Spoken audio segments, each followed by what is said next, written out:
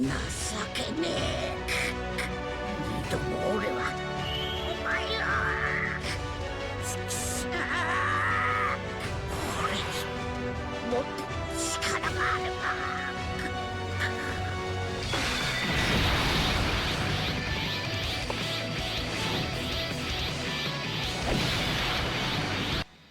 So Dokkan just dropped the free-to-play LR Bardock, and to me this guy looks like he's going to be a very good character. Now it is funny, I was able to cover this guy's details initially, but I actually couldn't showcase him until now. I just realized he's not even fully linked level 10, so I guess I actually have to do that too. I was farming some equips for him. I got the good equips that I want. I went for the 800 defense over the 500 attack and defense. I want the little extra defense because this guy is a stacking character. And again, we'll talk about what he's doing, but he's not linked level 10, so I actually need to go in and give him the link skill orbs. So we'll hop back in again and get that done.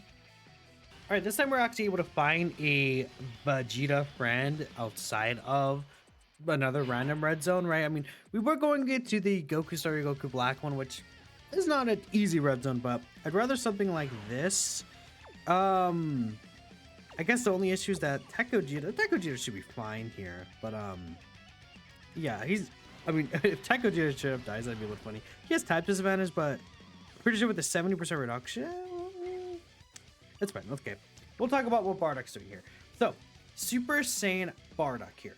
This guy does play the entrance animation, and then for the first 4 turns, he has a guaranteed additional super attack, and he guards all attacks for 4 turns. Start of turn, he has Key 5 and 150% attack and defense, a 50% chance to perform a critical hit. Then he gives superclass allies Key 1 and 25% attack and defense. So, and what we're seeing here, he's giving everyone Key and things like that, right? He also does give Time Travelers category allies Key 1 and 25% attack and defense on top of that. So, total he's getting 7 Key start of turn. Then we have, key links like Prepared for Battle and things like that. And honestly, this guy is looking pretty nice with Key, which is, again, a really good sign for an LR. Now, we see he's starting up at 288k defense here. Now, this character does greatly stack defense with every 18 key super attack he does get. And he also does get 100% attacking defense when attacking with 12 or more key.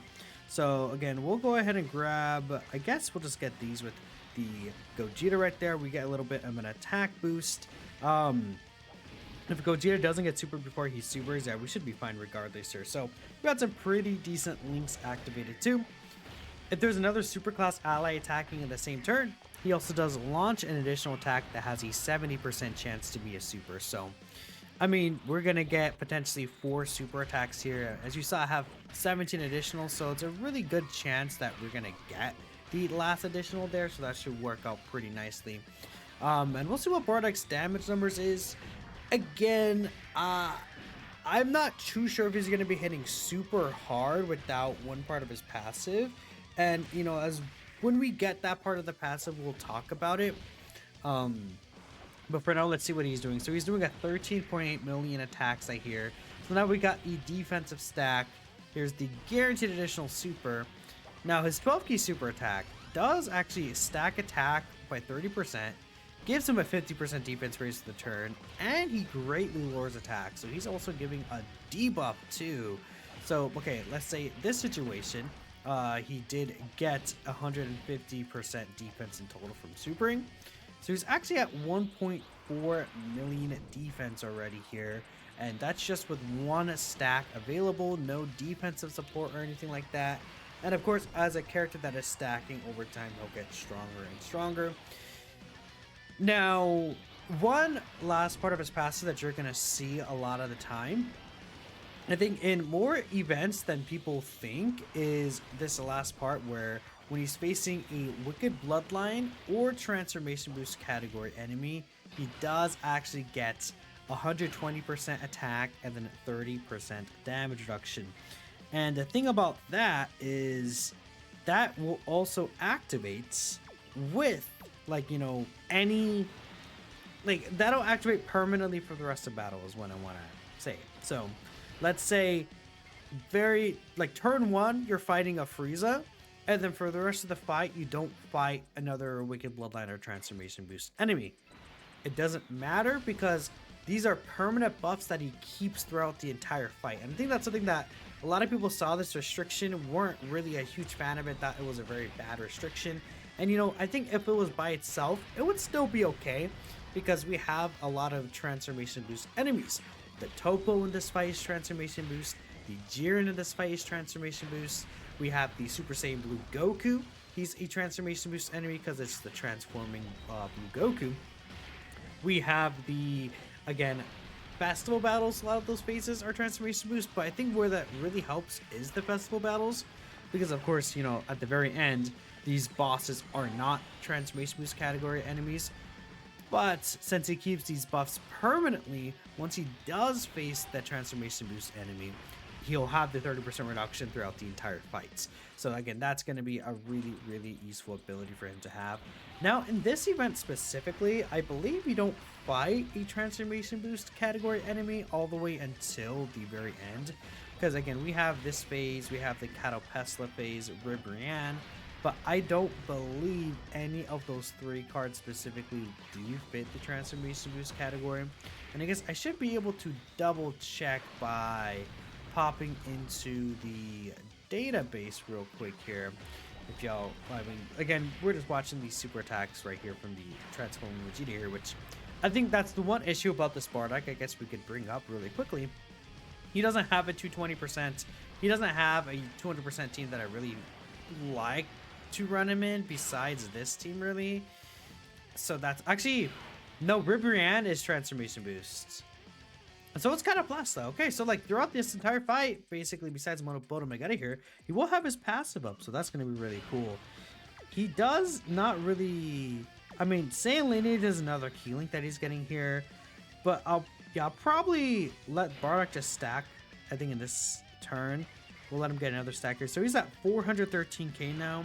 So we could, or 433k. So we could already see a difference with the amount of defense he's going to be getting over time. And again, keep in mind, he does get 100% when attacking. So stacking up with him is just going to help that part of the passive even more and more out. So we'll get this rotation here. Then after, I think we'll probably skip a few turns ahead. Or I guess we'll probably skip a few turns ahead. Again, this is going to be a fight that's going to last through a longer portion. And I'll look at him again. Well, maybe we'll probably look next turn, because next turn he's going to get a pretty decent boost in his attack, because we are going to be facing the transformation boost enemy. And yeah, right here, he's starting to get some extra attack stacks too, which will help towards his active skill. And we'll talk about the active skill, you know, in depth when we get it. But you can essentially use it from turn 5 onward in battle, which is a very, very easy condition. And it's not his entry turn, it's just starting from the start of battle, which is really, really nice. So, yeah. Alright, so now we're going to see him against a transformation boost category enemy. We could get the active skill here, but we're just not really going to. There's not really a reason here. We could get... You know, I think I might do this. We're going to put Vegeta in slot 1 here. We're going to hold back with Vegeta. Doesn't really have to do anything. I mean, he'll get a couple supers off, but it's not going to be enough to kill. And we get some pretty good links right here. So yeah, that's really nice. So we'll grab all of this. Bam. So what are we looking at defensively? So 577k in terms of defense. And again, we'll keep going over and over. I think we can get this guy some pretty good stacks throughout the fight. No, keep in mind, he's not getting supported from this Vegeta. Vegeta only does support Potara other than the Earth Protecting Heroes category. Bardock is not under either of those teams, which does suck. But I guess it wouldn't really matter because Bardock isn't, like, in terms of like 220%, Bardock's not on Earthbred fighters anyway. So I assume we'll probably get a 220% for Bardock sooner than later then, huh? We'll see. Yeah, so you can see his attack jumps way up right there, up to a 24 million attack stat. And this is where his damage is going to start, like, you know, skyrocketing a little more. We did not get the 70% there, but it is what it is. Yeah, so that's going to be his general attack stat right there with like a little bit of stacks there. And we'll probably just skip the Catopesla phase. To me, doesn't really matter. And we'll hop right into the almost a Jiren phase, the Topo phase. I think the Topo phase could be very dangerous for a lot of people. Now again, at the end of the day, this guy's also going to be, I think, a floating support character once you get him set up a little. But we'll try to keep him on rotation as much as possible just so we could see his own peak. Esther Gogeta died. Yeah, a little unfortunate there. I don't think that there's another Tech Vegeta is the issue. So yeah, there's not. Okay. We're probably gonna have to just enter in with him on the 170% leader skill. I mean, we saw him under the 200%, I guess, a little bit. I'm gonna have to enter in with the 170% leader skill. And I'll just go to the end of the fight and we'll see what he looks like there against the well, I want to see him against Topo, but we'll also see him against the Jiren. Yeah, man, that sucks. We barely did die there, but I don't think there was much I could have done. He decided to just super at the end. It is what it is. All right, so we got to a situation where we're very low on HP, but this is actually a good showing of one of Bardock's extra abilities, which we're actually able to see here. So Bardock, under 60% HP, performs a guaranteed crit, gets 60% additional attack, and then once only, he actually has a scouter effect. Right here, I'm probably just gonna use a Sensu Bean. I mean, yeah, Ribrianne, she hits for about, 1.6 mil with the debuff. So it'd be very, very dangerous. I mean, oh, okay, I didn't mean to use the active skill. I guess I have to reset now. Okay. Another thing that you could see is that he does get his active skill when HP 60% or less too. Unfortunately, yeah, she changed the orbs for the worst here. I mean, we're just gonna have to use this. Bardock does have guard plus the 30% damage reduction against the transformation boost enemy from here on out. So we'll grab this here. Then again, we'll see what Bardock could look like damage numbers wise. This is also on just a 170% leader skill. Unfortunately, there was no other Tech Vegetas. Maybe he does dodge the super, but I do doubt that he'll dodge it. Yeah, 300k there. It's okay. So yeah, 15.6 mil. This is without support. This is also, again, on a lower leader skill, so it is what it is. But we'll keep skipping forward, and I think this time we'll just hop right into the Topo fight again when this guy is actually on rotation. So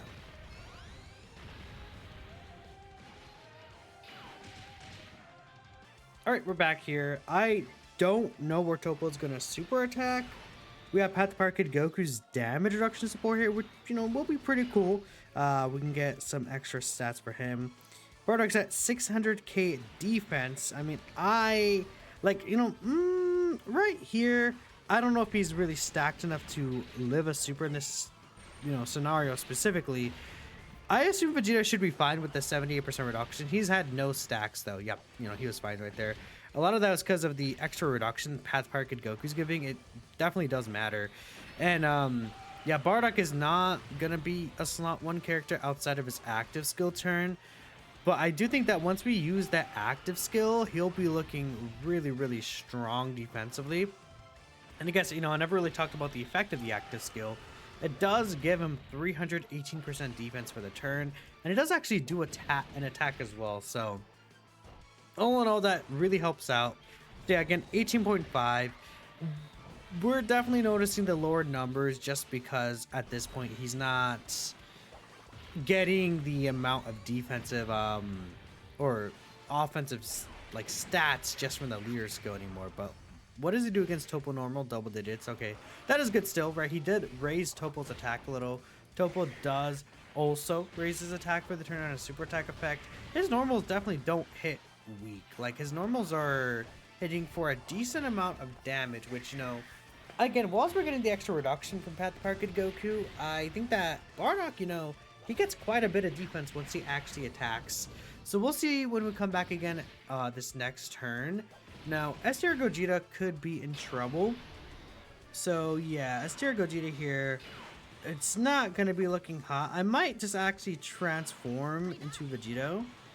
in this turn is what I'm thinking here. And we'll just let's see, where's the super attack at specifically? I think that'll be important to see. Yeah, the super's right there in the middle. I'm probably just going to use the target skill here, and we'll skip forward to the next turn.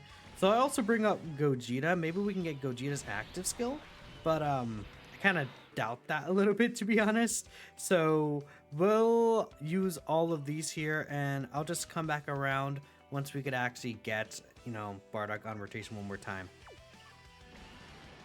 All right, so here we're going to use the active skill. We're going to place him in front of Jiren's attack. Again, this guy's at 762k defense.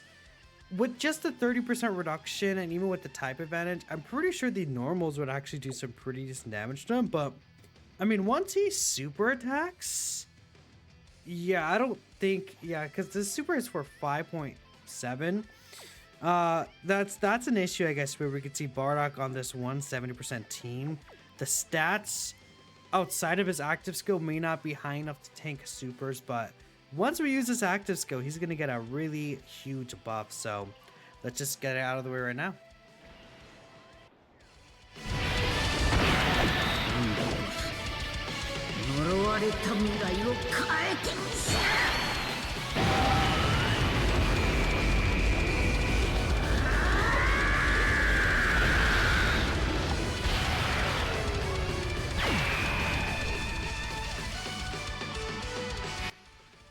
So Jiren has 350 mil HP, decent damage in the active skill, nothing crazy, but yeah, he's at 6.3 million defense now, so he's not really gonna have an issue in terms of tanking whatsoever. We'll get all this with you. I think he'll link better with, does he link better with the Gogeta here?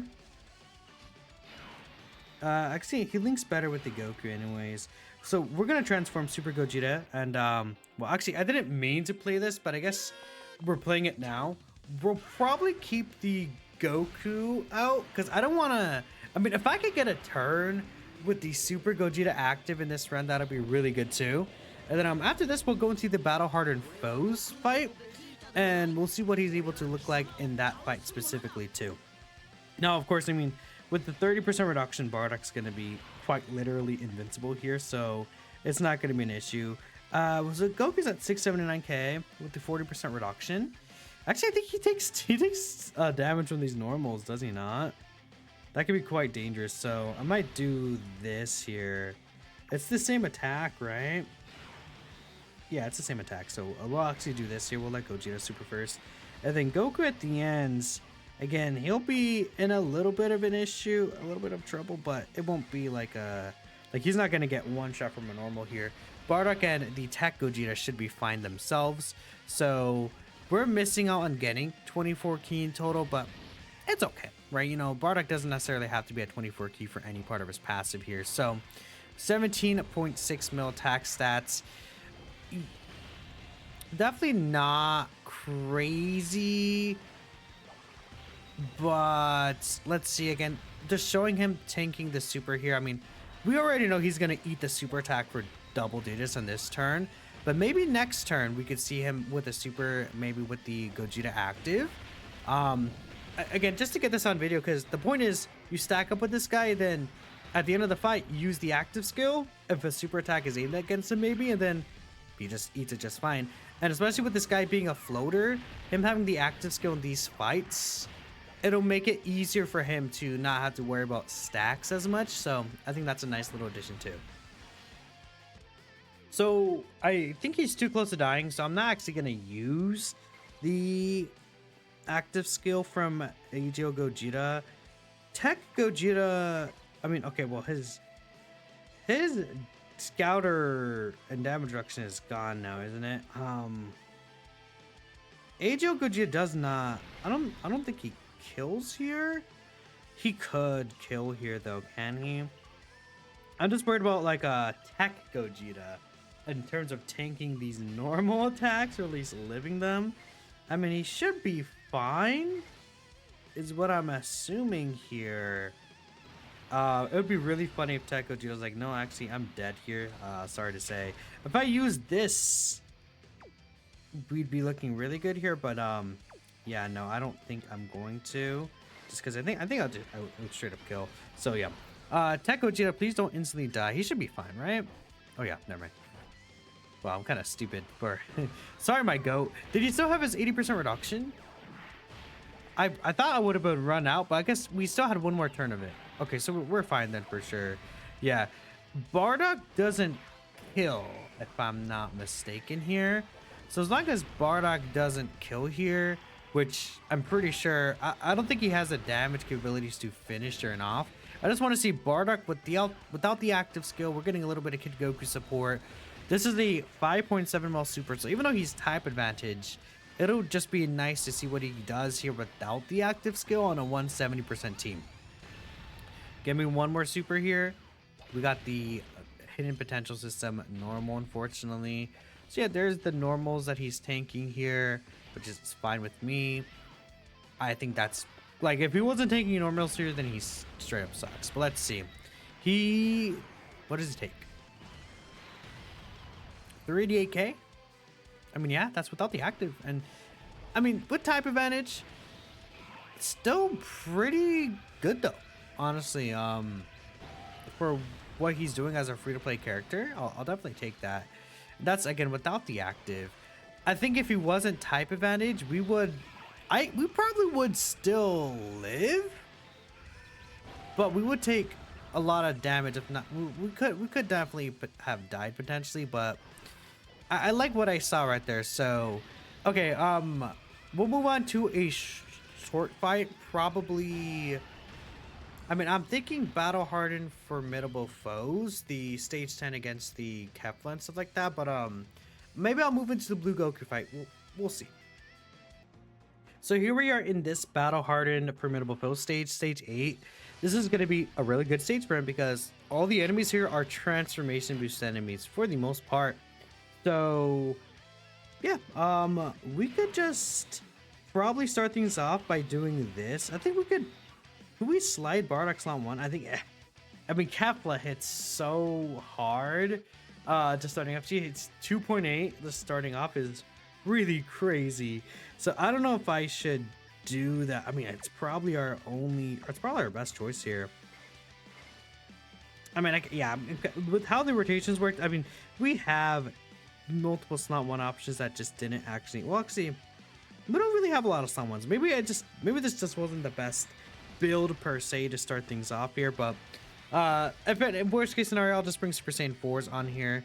Yeah, 100k normals. Whew, that is definitely not great. I'm pretty sure Bardock straight up dies here, right? No, he's actually alive. Oh no, he's dead here. Okay, yeah. Let me get some more slot 1s. So I put Beast on the team this time. That should be a lot more helpful now. Beast Gohan, you know, just being able to send slot 1 for us will just be a really nice option. Again, not looking the best here in terms of these opening rotations, but we'll just have to make do with what we got. Yeah, okay. Well, this really sucks. I might just reset.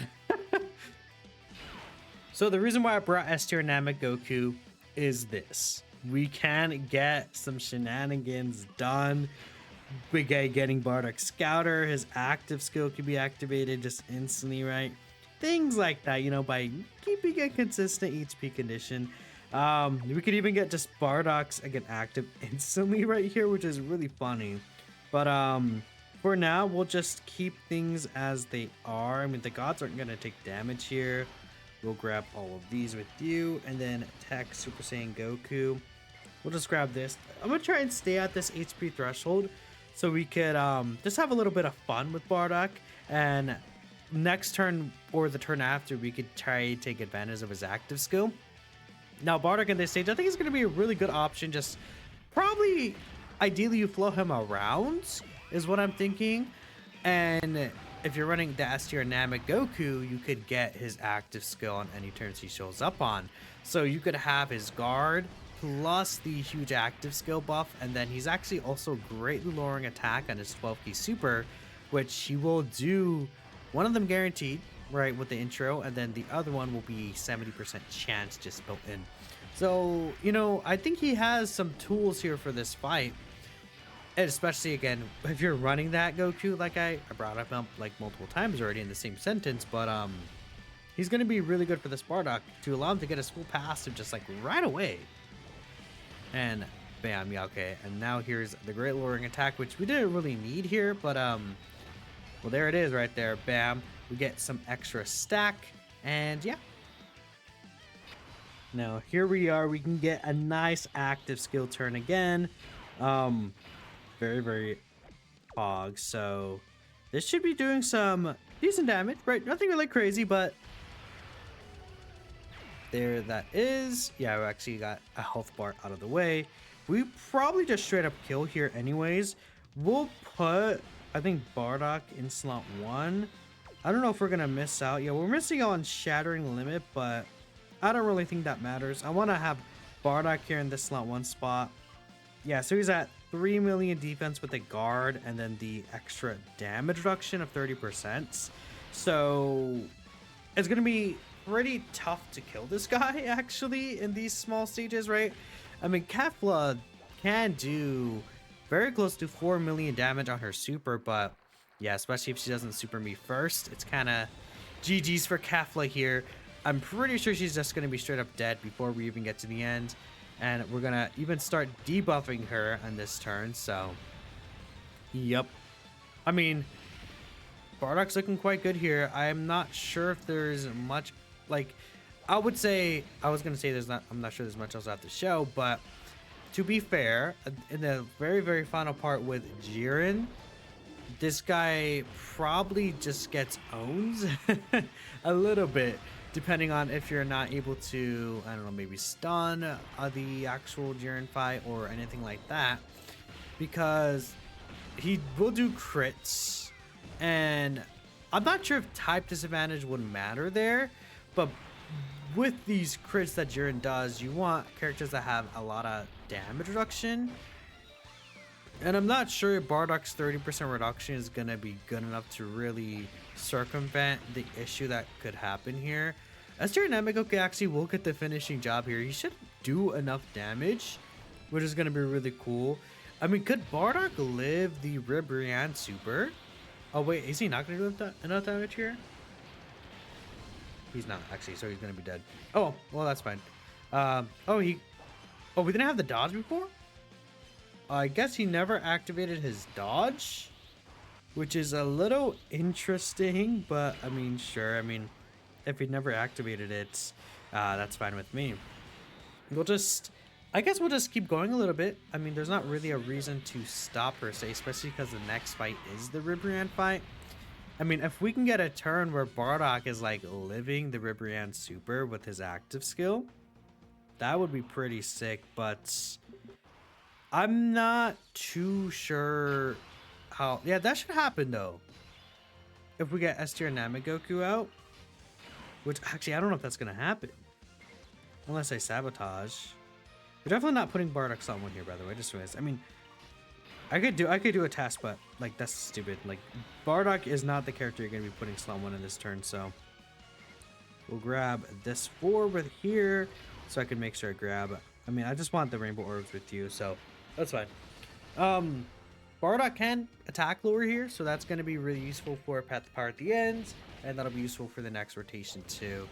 I guess I could actually, it will work out if I don't kill next turn, like I just hold back, and then I let S-tier Namegoku get the finish, or I could run B slot 1, float the Tech Goku, and then let S-tier Namegoku get killed in slot 2.